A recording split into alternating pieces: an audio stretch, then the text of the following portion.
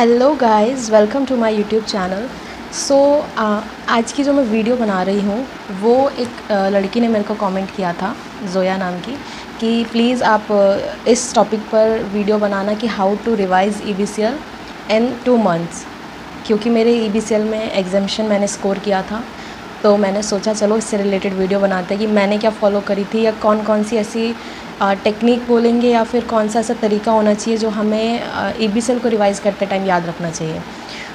सबसे पहले तो ये, अगर आपने मेरी लास्ट वीडियो नहीं देखी है कि कौन सी ऐसी मिस्टेक्स हैं जो नॉर्मली हम एग्ज़ाम में कर देते हैं या एग्ज़ाम से पहले कर देते हैं, तो अगर वो वीडियो नहीं देखी तो प्लीज़ देख लेना, बहुत काम आएगी। क्योंकि वो मेरे पास्ट एक्सपीरियंस जो मेरा अटैम्प्ट लग चुका था मॉड्यूल 2 का, उसके बेसिस पे मैंने वो वीडियो बनाई है, तो डेफ़िनेटली वो हेल्प करेगी।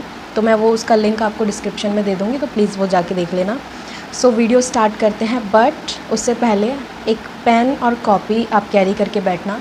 जो भी मैं टॉपिक आपको बताऊँ वो नोट करते रहना, क्योंकि सिर्फ वीडियो देखने से अगर हम सोचें कि हम उसको इम्प्लीमेंट कर देंगे, वो थोड़ा सा कुछ चीज़ें भूल जाते हैं, कुछ नहीं याद रहता। एक दिन फॉलो कर लेंगे, दूसरे दिन मिस्टेक हो जाएगी। एक पेन कॉपी कैरी करके बैठना, जो पॉइंट्स मैं बोलूँ वो अपने अकॉर्डिंग उसको लिख लेना, देन फिर उसको इम्प्लीमेंट करना। ठीक है, वीडियो स्टार्ट करते हैं। बट अगर आप नए हैं मेरे चैनल पे तो एक बार चैनल को सब्सक्राइब कर देना एंड वीडियो को लाइक कर देना।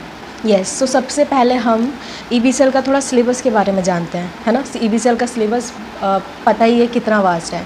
ऑलमोस्ट 22 से 23 चैप्टर्स हैं जो कि हमें याद करने होते हैं, राइट। तो इतना सब कुछ मैनेज करना थोड़ा सा चैलेंजिंग हो जाता है। यही मैं बताऊंगी कि ईबीसीएल से कैसे डील करते हैं। आप सबसे पहले ईबीसीएल के सिलेबस की बात करें तो इसमें 3 पार्ट्स होते हैं, right. Part A, part B and part C. सबसे पहले पार्ट बी के बारे में डिस्कस करेंगे। पार्ट बी में एक सिंगल चैप्टर है, जैसे कि हम सभी जानते हैं, कंपटीशन एक्ट, जो कि 25 मार्क्स का आता है। ठीक है, अब कंपटीशन एक्ट देखो, पता ही है 25 मार्क्स का है, तो अपने आप में कितना इंपॉर्टेंस वो रखता है। ठीक है, नेक्स्ट हम अगर पार्ट ए की बात करें तो पार्ट ए में आते हैं हमारे ऑलमोस्ट हमारे आते हैं 10 चैप्टर्स। मतलब अगर हम नॉर्मली बात करें तो 10 चैप्टर्स उसमें इंक्लूड होते हैं, और पार्ट ए हमारा आता है 40 मार्क्स का। लेकिन अगर मैं अपने तरीके से बताऊं तो इसमें कम से कम 8 चैप्टर आते हैं, क्योंकि 2 चैप्टर ऐसे हैं, जो एक चैप्टर है एलआरएस करके, जो कि फेमा में इंक्लूड हो जाता है, कि अगर आपने फेमा तरीके से पढ़ा है तो आपको एलआरएस पढ़ने की ज़रूरत नहीं है। Second chapter is foreign trade policy, जो कि हमारे टाइम पे भी सर ने स्किप करा दिया था। एंड उसको स्किप करने का रीज़न ये होता है कि गवर्नमेंट की पॉलिसीज़ बहुत जल्दी चेंज होती रहती हैं, तो उस अकॉर्डिंग वो चैप्टर थोड़ा सा बस ऐसी है, तो वो पूरा ही स्किप करा था। इवन उसका तो ओवरव्यू भी मैं लेके नहीं गई थी, बस ये कि 5 नंबर का एक बेसिक क्वेश्चन आया था, वो अपने अकॉर्डिंग उसको लिख दिया था, मतलब। ठीक है, तो नॉर्मली कहें तो 10 चैप्टर्स, और अगर हम इन दोनों चैप्टर्स को हटा दें तो 8 चैप्टर्स हमारे आते हैं पार्ट ए में। ठीक है, and last is part C. Part C हमारा आता है 35 मार्क्स का। ठीक है, पार्ट सी हमारा 35 मार्क्स का आता है, एंड इसमें टोटल चैप्टर्स हैं 12 चैप्टर्स हैं। लेकिन अगर हम प्रायोरिटी बेस्ड उनको डिवाइड करें तो ओनली 9 चैप्टर्स ऐसे हैं जिनको हमें थोड़ा ज़्यादा फोकस करना पड़ता है। तो इसी सिलेबस को लेके एक हम अच्छे से, मैं तुम्हें बताती हूँ कि किस तरीके से हम रिवाइज़ करेंगे या किस तरीके से हमें बेनिफिशियल होगा। ठीक है, थोड़ा सा हमने ब्रीफ आइडिया ले लिया सिलेबस का कि क्या कौन कौन से पार्ट्स कितने मार्क्स के होते हैं। अब मैं डायरेक्ट पॉइंट पर आती हूँ कि how to revise EBCL in remaining days, और we can say in 2 months, right. तो सबसे पहले तो देखो, टाइम को ना आपको अपने अकॉर्डिंग डिवाइड करना है, अपने अकॉर्डिंग उसको मैनेज करना पड़ेगा। मैं ये आपको बता रही हूँ कि हम डील कैसे करेंगे ईबीसीएल को, पर मैं ये नहीं बताऊँगी कि आप ईबीसीएल को 5 घंटे दो, 2 घंटे दो, क्योंकि सबकी कैपेसिटी अलग अलग होती है। शायद जो चीज़ मुझे 1 घंटे में याद हो जाए वो सामने वाले को 2 घंटे में याद हो सकती है, या क्या पता वो आधे घंटे में याद कर ले। तो इस चीज़ को मैं नहीं बताऊंगी कि ये चैप्टर तुम 1 घंटे में याद करो, 2 घंटे में याद करो। ये आपको अपनी तरीके से मैनेज करना है, और ये बताना मेरे लिए ठीक भी नहीं होगा।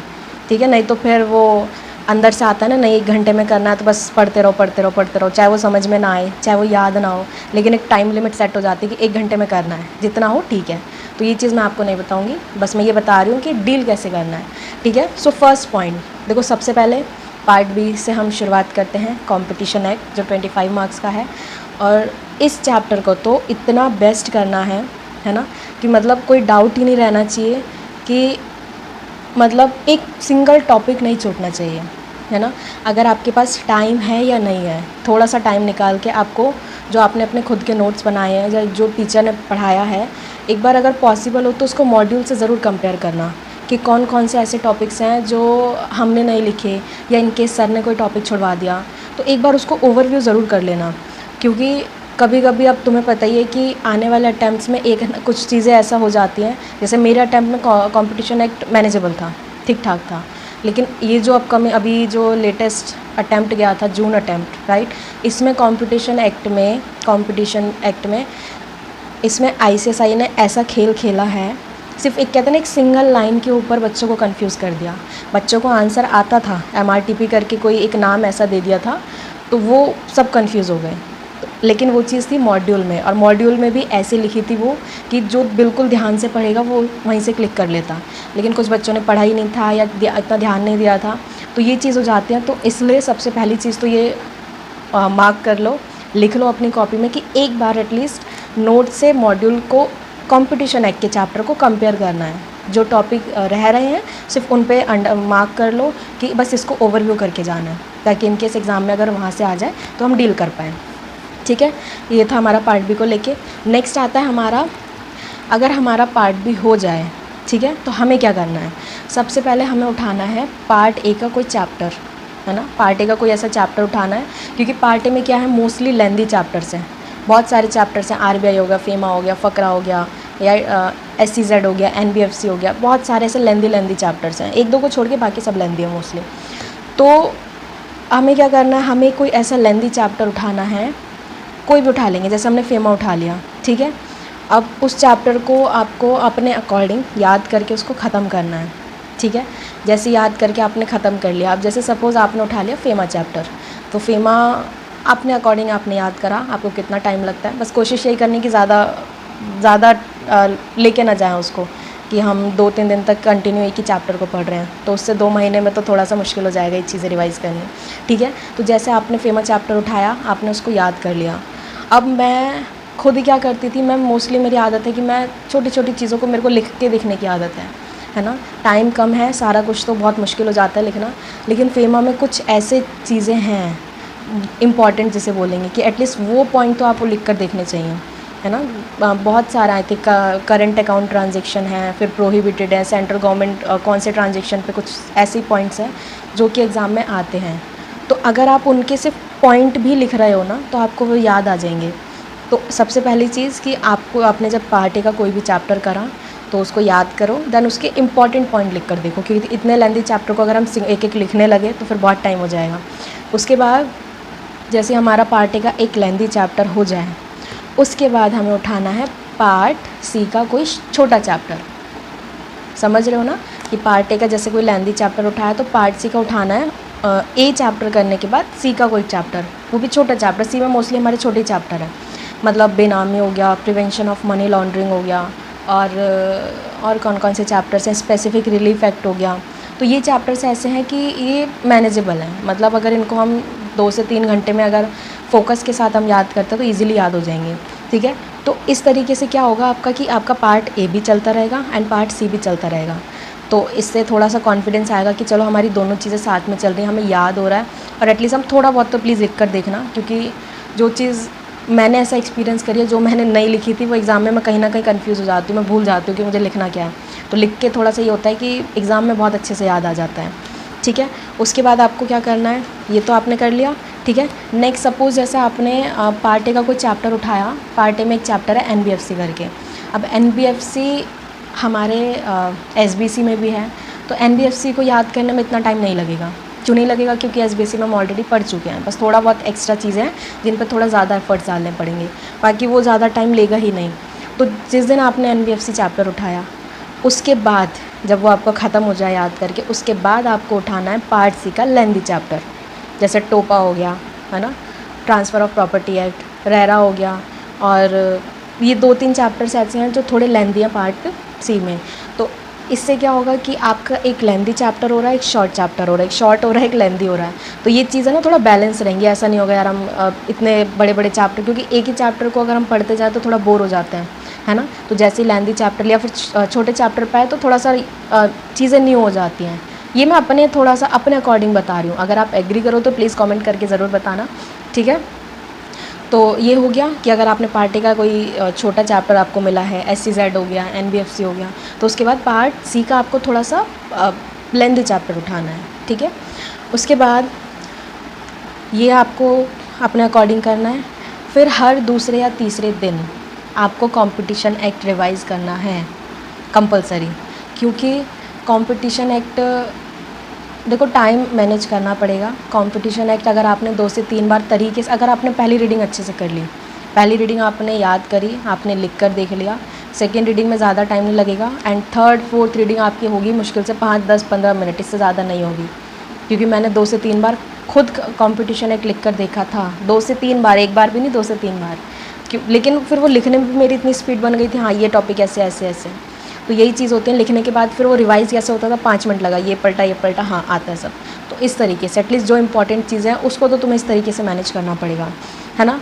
अब दूसरा, प्रैक्टिकली ये मतलब पॉसिबल नहीं है कि एंटायर सिलेबस हम मैनेज कर लें। CM इतना वास्ट है, EBCL इतना वास्ट है, FM इतना वास्ट है, मतलब मॉड्यूल 2 ही अपने आप में बहुत अच्छा खासा है ना। तो मैंने कुछ चैप्टर्स ऐसे थे जो मैंने स्किप करे थे क्योंकि मेरे पास टाइम नहीं था, है ना। क्योंकि CM इतना सब कुछ देखेंगे तो सारा कुछ तो बहुत मुश्किल हो जाएगा कि हम एंटायर सिलेबस 100% कवर करके जाएं, ये थोड़ा सा मुश्किल हो जाता है।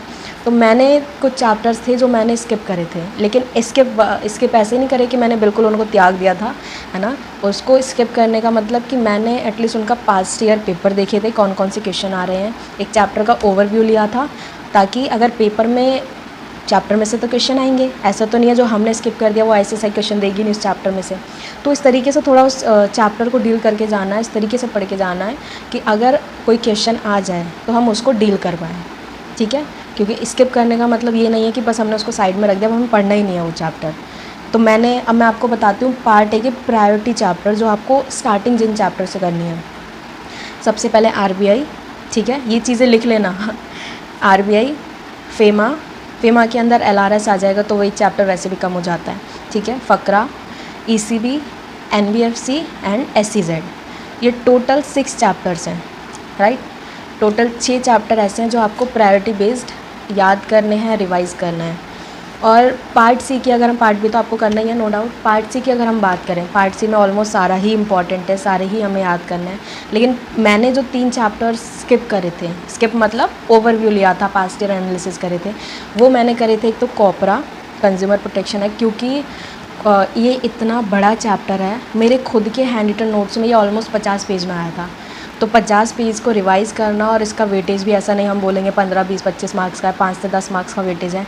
तो 5 से 10 मार्क्स में अगर हम 50 पेज पढ़ रहे हैं तो कोई सेंस नहीं बनता, तो इसलिए मैंने इसको थोड़ा सा साइड में रख दिया था। सेकेंड चैप्टर है sales of good act. Sales of good acts मतलब मैनेजेबल है, इसको अगर आप पढ़ोगे तो ईजिली हो जाएगा, और मैंने भी एक बार रीडिंग करके बाकी थोड़ा ओवरव्यू लेके मैंने करा था। सोगा मैंने इतना बिल्कुल स्किप नहीं करा था, मैं थोड़ा बहुत पढ़ के गई थी। नेक्स्ट था नेगोशिएबल इंस्ट्रूमेंट। नेगोशिएबल इंस्ट्रूमेंट का मैंने ओवरव्यू लिया था बस, मतलब ऐसा कोई मैं डिटेल में नहीं पढ़ के गई थी, बस इतना था कि क्वेश्चन आएगा तो मैं थोड़ा बहुत मैनेज कर लूँगी। देखो जिन चीज़ों का आपको अगर ओवरव्यू लेना पड़े ना, जिन चैप्टर्स का, तो एक बार उनकी मैराथन देख लिया करो, बस सबसे बेस्ट तरीका है। मैराथन देख लोगे, चीज़ें थोड़ा सा माइंड में आ जाएंगी, एग्ज़ाम में आए तो ईजिली डील कर पाते हैं हम लोग। तो ये 3 चैप्टर ऐसे हैं जो थोड़े से लेस प्रायोरिटी पे रखना है, कोपरा, सोगा और नेगोशिएबल। ये मैं अपने एक्सपीरियंस के बेसिस पे बता रही हूँ, प्लीज़ इस चीज़ को मतलब पत्थर की लकीर नहीं मान लेना कि इसमें से कुछ आएगा ही नहीं, या ऐसा नहीं, आता सब में से है। लेकिन मैं वो चैप्टर बता रही हूँ कि अगर हम 50 पेज पे हम इतना फोकस कर रहे हैं तो इससे ज़्यादा हम जो बाकी के चैप्टर्स हैं उन पे ज़्यादा फोकस करें, राइट। तो बस ये चीज़ें हैं। तो अब पार्ट ए में मैंने जो बताया वो 6 चैप्टर्स थे, एंड पार्ट सी में जो प्रायोरिटी वाले हैं 3 को हटा के तो हमारे 9 चैप्टर्स हैं। तो 9 + 6 हमारे हो गए 15 चैप्टर्स, ठीक है। 15 चैप्टर्स ऐसे हैं जो हमें हर हालत में करने ही हैं, और एक हमारा कंपटीशन मिला के टोटल 16 चैप्टर ऐसे हो गए जो EBCL में है। तो ये देखो, जहाँ 22 से 23 चैप्टर्स थे वो 16 में कन्वर्ट करना, और अगर आपने 16 बहुत अच्छे से कर लिए तो बहुत अच्छा स्कोर कर पाओगे आप, पक्का एकदम। तो ये 16 चैप्टर को तो आप हर हालत में आपको अच्छे से करना है, बहुत अच्छे तरीके से करना है। पार्ट सी में मतलब लिटरली कुछ चैप्टर्स ऐसे हैं, क्योंकि पार्ट ए में मोस्टली पार्ट सी में बहुत सारे चैप्टर्स, ऑलमोस्ट 2 से 3 चैप्टर्स को हटा के चैप्टर्स ऐसे हैं जो इतने शॉर्ट हैं, जो हम नॉर्मली 1 से 2-3 घंटा देके हम उसको याद कर सकते हैं, है ना। जैसे बेनामी हो गया, प्रिवेंशन ऑफ मनी लॉन्ड्रिंग हो गया, स्पेसिफिक रिलीफ एक्ट हो गया। और अगर मैं आपको बताऊँ, इसेंशियल कमोडिटी कॉन्ट्रैक्ट एक्ट हमने ऑलरेडी पढ़ा है, तो थोड़ा सा और बस, मतलब बहुत सारे चैप्टर्स आते हैं ऐसे हैं जो कम टाइम में हम कर सकते हैं, है ना। तो ये एक थोड़ा सा बेनिफिट है। और ट्रूली बताऊँ, मतलब सच में बताऊँ, तो 2 महीने में EBCL को हम बहुत अच्छे तरीके से प्रिपेयर कर सकते हैं। 2, 3, 4 बार हम रिवाइज़ कर सकते हैं। लेकिन पहली जब रीडिंग करो तो वो तरीके से करना, अच्छे से याद करना, इम्पॉर्टेंट टॉपिक्स लिख कर देखना। फिर बाद की जो रीडिंग होंगी वो बहुत इजीली, मतलब आप मैनेज कर लोगे, बहुत अच्छे से कर पाओगे, है ना। तो इस तरीके से अगर रिवाइज़ करोगे, है ना, तो पक्का मतलब हेल्प होगी। इससे आपका पार्ट ए भी चलेगा, पार्ट सी भी चलेगा, इंपॉर्टेंट टॉपिक्स आप लिख कर भी देख लोगे, कंपटीशन एक्ट भी रिवाइज़ हो जाएगा। तो एक तरीके से मतलब पूरा सिलेबस चलता रहेगा। नहीं तो हम क्या करते हैं, हम पार्ट ए उठाया, हम पार्ट ए ही करे जा रहे, तो कहीं ना कहीं माइंड में रहता भी तो यार हमारे पार्ट से कितने सारे चैप्टर्स हैं। तो अगर अब मतलब साथ में थोड़ा थोड़ा चलता रहेगा तो हमें अंदर से कॉन्फिडेंस फील होगा कि नहीं यार चलो हमारा सिलेबस बैलेंस चल रहा है, ये भी पार्ट सी भी चल रहा है, बी भी चल रहा है, ए भी चल रहा है, और बी तो हमने कर लिया है ये चीज़। बाकी देखो, जिनके लेक्चर्स हो गए हैं वो तो बहुत अच्छी बात है, उनको तो सिर्फ रिवाइज़ करना है।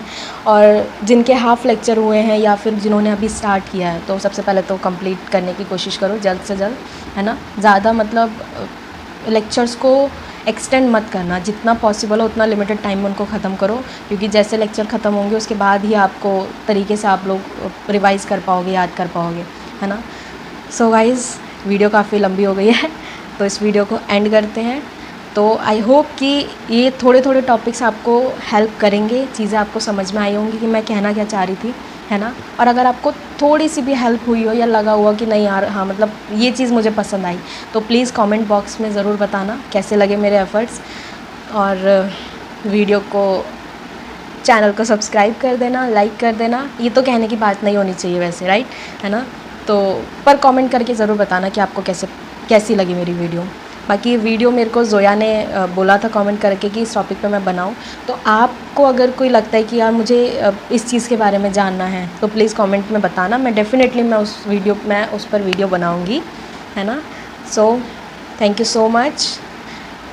वीडियो को एंड करते हैं, इतना ही। बाकी कोई प्रॉब्लम हो तो आप मेरे को शेयर कर सकते हैं कमेंट में, मैं रिप्लाई कर दूँगी, है ना। तो मिलते हैं अनदर वीडियो में एक अच्छे से टॉपिक के साथ, बहुत अच्छे टॉपिक के साथ।